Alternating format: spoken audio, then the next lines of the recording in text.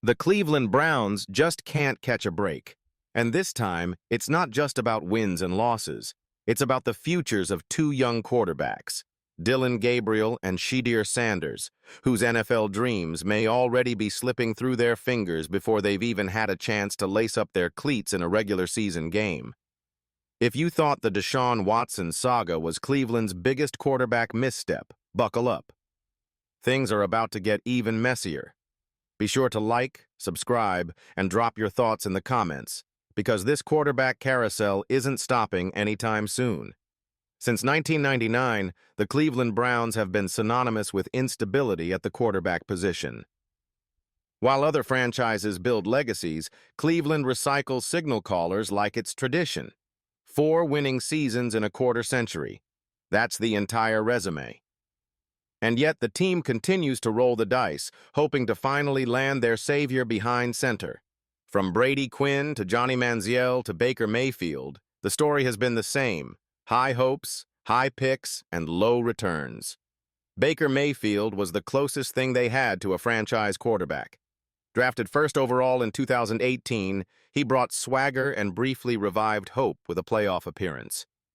But the honeymoon didn't last. One down year later, and he was shipped off to Carolina. Just like that, Cleveland hit the reset button.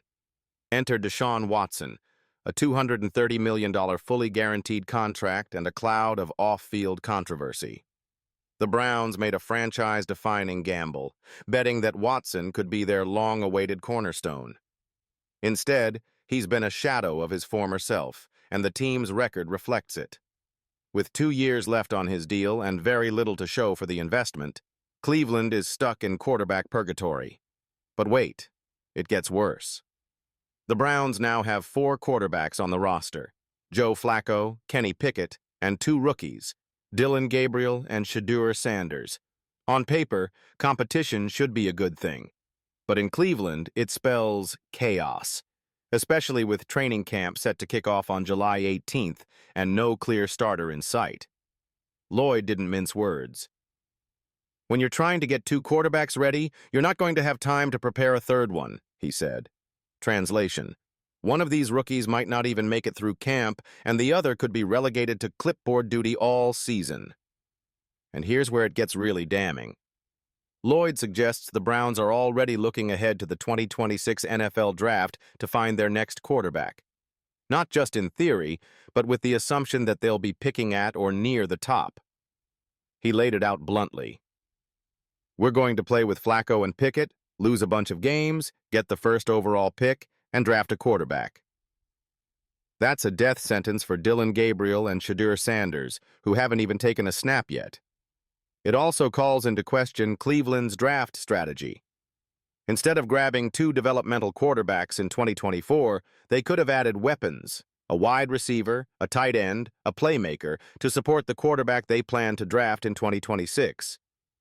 But no, the Browns chose chaos. Again. Let's break it down. Dillon Gabriel, mobile, experienced, a sharpshooter out of Oklahoma and UCF. Shedeur Sanders, prime-time pedigree, electric at Colorado, son of Dion, loaded with potential. Both were intriguing prospects. Neither was guaranteed to be a star, but each had upside. And in the right environment, with the right coaching and patience, either could have developed into something special. But this is Cleveland. And Cleveland doesn't do patience. Instead of crafting a long-term plan, the Browns are patching holes with aging veterans. Hasn't proven he's more than a backup. Yet these are the guys most likely to start week 1. Not Gabriel, not Sanders. As the 2025 season approaches, the fate of Dillon Gabriel and Shedeur Sanders hangs in the balance. Will they shock everyone and force their way onto the field? Or will they be lost in the noise, forgotten prospects in a city that can't stop chasing ghosts? Only time will tell, but the odds aren't in their favor. Not in Cleveland. Not now. Don't forget to like, subscribe, and hit that notification bell if you want more real talk on your favorite NFL stories. And if you're a Browns fan, or just a fan of quarterback chaos, drop your thoughts in the comments. Who should start? who should stay? And who's the next name to be added to the long, long list of Cleveland quarterback misfires?